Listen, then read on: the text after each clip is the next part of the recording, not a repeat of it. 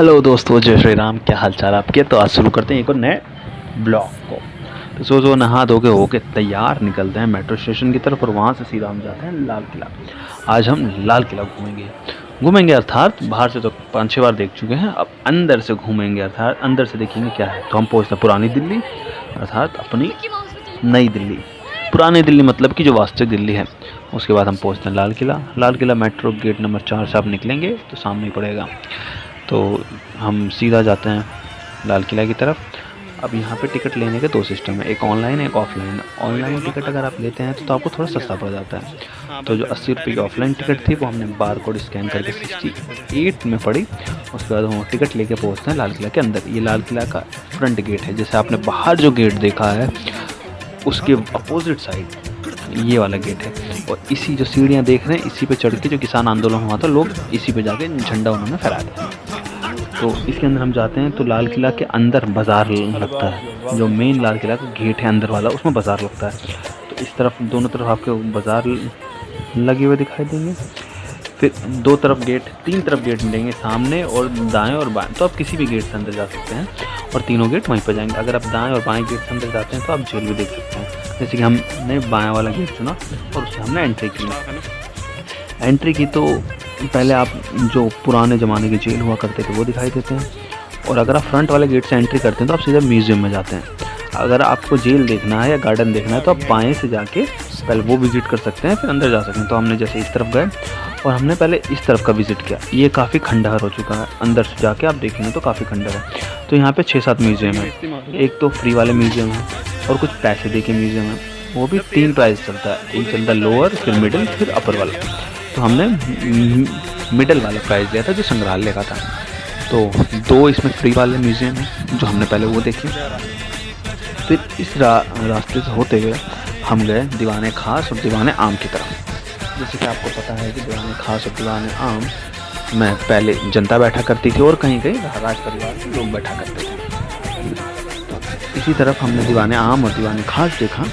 उसके बाद सिंहासन देखा जहाँ पे राजा महाराजा मुग़ल राजा बैठा करते थे और जनता की दलीलें या रिक्वेस्ट करते थे। काफ़ी सारे विजिटर भी आए थे। अगर देखिए आप यहाँ जाते हैं तो आपको टूरिस्ट गाइड के लिए बहुत सारे मिलेंगे, गाइड ले लो, परंतु आपको इसकी ज़रूरत नहीं, क्योंकि आप जिस भी संग्रहालय या जहाँ भी जाएंगे, किसी भी इमारत के सामने जाएंगे वहाँ पूरी डिटेल में भारत सरकार ने वहाँ लिखा हुआ है। तो आप उसको पढ़ भी सकते हैं, इंग्लिश और हिंदी दोनों लैंग्वेज में। तो आपको किसी गार्ड की मतलब कि किसी की ज़रूरत नहीं, कोई आपको बताया। उसके बाद हम इसके अंदर एंट्री करते हैं। ये फ्री वाला था। तो इसमें ब्रिट वृक्ष रखा हुआ था, जैसे बरगद का पेड़ होता है जिसकी लटें निकली होती हैं, उसी तरह से हमारे देश को रिप्रेजेंट किया हुआ था। फिर यहाँ पे अलग अलग संग्रहालय दिए हुए थे, जैसे कि हमारा रक्षा मंत्रालय कैसा है, हाँ, या किसी और राज्य में जो मंत्रालय है वो किस प्रकार से है। तो इसी प्रकार से अलग अलग राज्यों के मंत्रालय दिए गए थे। जो कर्टन होता है, पर्दा से बनाया हुआ कोई डिज़ाइन रखे हुए थे। पेंसिल के रखे हुए थे कि पेंसिल की नोक में बना के जैसे लाल किला बनाया है या गांधी जी को बनाया है, सरदार वल्लभ भाई पटेल जी को बनाया है, इन सब लोगों को बनाया हुआ है। और काफ़ी सारी इमारतें बनी हुई हैं, जैसे हमारा नया संसद भवन है, पुराना संसद भवन है, इन लोगों को बनाया गया। ये कर्टन का एक छलचित्र है जो आप वहाँ पर जाएंगे तो आपको परछाई से पता चलेगा। जब आप एक जगह कर्टन की तरफ खड़े होते हैं तो आपकी परछाई जो है उल्टी तरफ आती है और वो अलग अलग फॉर्मेशन में आ सकती है। किसी जगह पे फ़ोन से क्या रिकॉर्डिंग करना मना होती है। तो आप रिकॉर्डिंग करें तो अपने रिस्क पे कर सकते हैं, कोई चालान नहीं है, परंतु किसी की क्यों सुनना है, उस समय कैमरा ऑफ कर सकते हैं। तो उसके बाद हमने ये वाला देखा। ये पूरा फ्री वाला था जिसमें पेंसिल से बने हुए मतलब जो कारीगरों ने जो पेंसिल पे अपना वो दिखाया था कला कृतियाँ वो सब थी। फिर ऑल ओवर इंडिया में जैसे कि जो होता है, जैसे कोई कुर्सी कहाँ बनाई जाती है अच्छे से डिज़ाइन वाली, या हमारा संसद भवन कैसे बना है, हिस्ट्री क्या है, गांधी जी का पहला जो हुआ, गांधी जी जब आए उन्होंने पहला आंदोलन किया किस प्रकार से, क्या ये सब संग्रहालय में है। अर्थात कि अपने देश का बेसिक चीज़ है, अगर आप फ्री में आते हैं देख सकते हो। और बच्चों के लिए पज़ल भी है कि पज़ल सॉल्व कर सकते हैं। उसके बाद हम जाते हैं ऊपर वाले पे जिसमें हमारा न्यू इंडिया का है, नीचे वाले फ्लोर पे पुराना भारत, ऊपर वाले पे नया भारत, जो मोदी जी की सरकार का एक अपना स्लोगन है कि भारत को निर्माण करना है। तो यहाँ पे आपको काफ़ी सारी कलाकृतियाँ मिलेंगी, नए भारत की सोच क्या है वो मिलेगा। और यहाँ पे आप, अगर आपको कुछ नहीं पता तो आप हेडफोन लगा के सब चीज़ सुन सकते हैं, वो भी बिना किसी पैसे के, फ्री में। जैसे कि काफ़ी सारे दिल्ली में संग्रहालय हैं जहाँ पे आपको पैसे देने पड़ते हैं, तो इस संग्रहालय में आपको कुछ खास पैसे देने पड़ेंगे। और अगर आप कुछ और भी देखना चाहेंगे परचेजिंग, तो वो भी काफ़ी सस्ता है। अब अंदर आने की तो कुछ टिकट होगी ही, क्योंकि साफ़ सफाई सेंट्रल गवर्नमेंट का भी अपना देखना होता है। तो ये नीचे पुराना भारत, ऊपर नया भारत, तो हम देख के निकलते हैं यहाँ से और चलेंगे अपने दूसरे म्यूज़ियम की तरफ। 2 म्यूज़ियम यहाँ पे फ्री हैं, जो आप विदाउट किसी चार्ज के देख सकते हैं।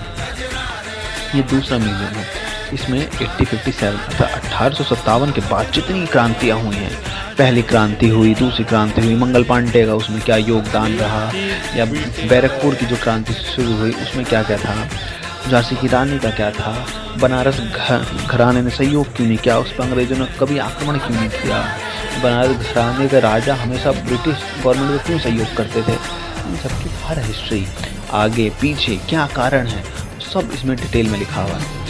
और किसी टूरिस्ट या गाइड की आपको ज़रूरत पड़ेगी नहीं, क्योंकि यहाँ पे संक्षिप्त रूप में दिखा हुआ है।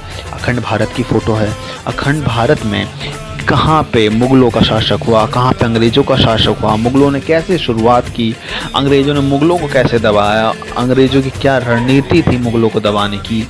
ये सब जो एक कॉमन प्रश्न होते हैं, एक अगर आप कभी इतिहास पढ़ेंगे तो आपको सोचने पर मजबूर करेंगे कि क्यों पहले राजाओं ने नहीं बोला। तो इन सब के जवाब आपको, मैं ये तो नहीं बोलूँगा 100% मिल जाएंगे, परंतु कुछ हद तक आपकी विचारधारा यहाँ पे क्लियर हो सकती है कि देश का विकास में कैसे हम गुलाम हुए और कैसे हम आज़ाद हुए। इन दो एक चीज़ होती है, उन दोनों के बीच में एक मेन पॉइंट ऐसा आता है कि जहाँ पे गुलामी की हद हो जाती है, जहाँ पे इंसान नहीं सोचता, क्योंकि उस पर इतने आक्रमण हो जाते हैं, इतना उसको दबा दिया जाता है कि वो क्या करे आगे। तो उसके बाद फिर इंसान अपनी आज़ादी की हुंकार लगाता है, गुहार लगाता है।